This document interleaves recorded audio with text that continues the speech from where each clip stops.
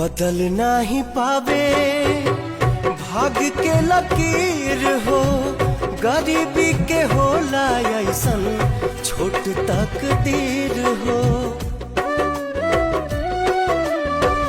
बदल नहीं पावे भाग के लकीर हो, गरीबी के होला ऐसन छोट तकदीर हो।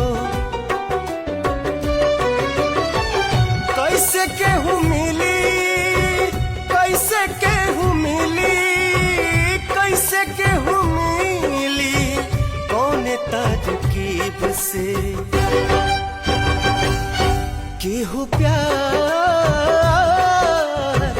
करे ना गरीब से हो, केहू प्यार